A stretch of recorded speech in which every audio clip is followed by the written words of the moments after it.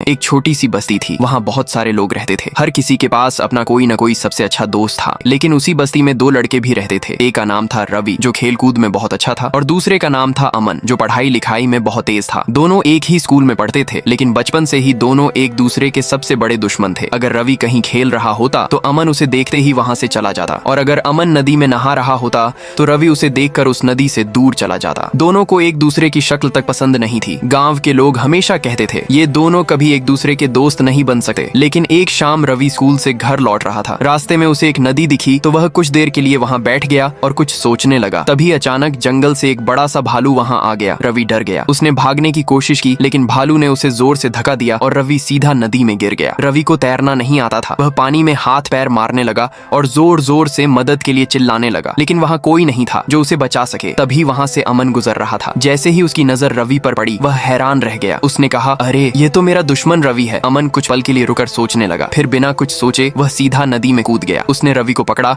और बाहर खींच कर ले आया। काफी देर तक वह रवि को होश में लाने की कोशिश करता रहा। कुछ देर बाद जब रवि को होश आया तो उसने देखा कि अमन उसके सामने खड़ा है। रवि की आंखों में आंसू आ गए। वह बोला, अमन मेरे भाई, आज अगर तुम नहीं होते तो शायद मैं जिंदा नहीं होता। धन्यवाद। उस दिन के बाद सब कुछ बदल गया। रवि और अमन दोनों एक दूसरे के दोस्त बन गए। दोनों साथ बातें करने लगे। हर सुबह साथ स्कूल जाते, साथ क्रिकेट खेलते और साथ पढ़ाई भी करते। स्कूल के सारे बच्चे हैरान थे। वे कहते, अरे ये दोनों कब से दोस्त बन गए हैं। अब हर सुबह दोनों साथ नदी पर जाते और नहाते। दोनों अपनी जिंदगी में बहुत खुश थे। लेकिन एक सुबह सब कुछ बदल गया। दोनों नदी में नहाकर घर लौट रहे थे। रास्ते में हंसते हुए बातें कर रहे थे। तभी अचानक सामने से एक तेज रफ्तार ट्रक आ गया। अमन ने तुरंत रवि को जोर से धक्का दिया। रवि सड़क के किनारे गिर गया और बच गया, लेकिन अमन और ट्रक की भयानक टक्कर हो गई। अमन बहुत बुरी तरह घायल हो गया। रवि भागकर अमन के पास आया। उसने देखा कि अमन जमीन पर पड़ा हुआ है। रवि रो रो कर उसे होश में लाने की कोशिश करने लगा। फिर वह उसे तुरंत अस्पताल ले गया। रवि डॉक्टर से रोकर बोला, डॉक्टर साहब कृपया, वह मेरा भाई है, उसे किसी भी तरह बचा लीजिए। डॉक्टर ने तुरंत इलाज शुरू कर दिया। पूरा गांव अस्पताल के बाहर खड़ा था। सब दुआ कर रहे थे कि अमन बच जाए। रवि की आंखों से आंसू रुक ही नहीं रहे थे। कुछ देर बाद एक डॉक्टर बाहर आए। उनका चेहरा उदास था। डॉक्टर ने धीरे से कहा, मुझे माफ कर दो, हम तुम्हारे दोस्त को नहीं बचा पाए। अब वह इस दुनिया में नहीं रहा। ये सुनते ही सब लोग सदमे में आ गए। सबकी आंखों में आंसू आ गए। रवि धीरे धीरे अस्पताल के कमरे में गया। उसने अमन को देखा और रोकर बोला, भाई मैंने तुम्हें गलत समझा। तुम कभी मेरे दुश्मन थे ही नहीं, तुम तो मेरे भाई थे। उस दिन रवि और पूरा गांव जोर जोर से रो पड़ा, क्योंकि आज उन्होंने गांव का सबसे अच्छा लड़का खो दिया था। उस दिन के बाद रवि गांव छोड़कर चला गया और कभी वापस नहीं आया। लेकिन आज भी जब कोई अमन की कब्र पर जाता है तो वहाँ फूलों का एक गुलदस्ता जरूर रखा हुआ मिलता है। कुछ लोग कहते हैं रवि आज भी हर शाम वहाँ आता है और रोते हुए कहता है, भाई तुम्हें भूलने की बहुत कोशिश कर रहा हूँ, लेकिन तुम्हें भूल ही नहीं पा रहा, क्योंकि तुम सिर्फ मेरे दोस्त नहीं, मेरे भाई थे। तेरा यार हूँ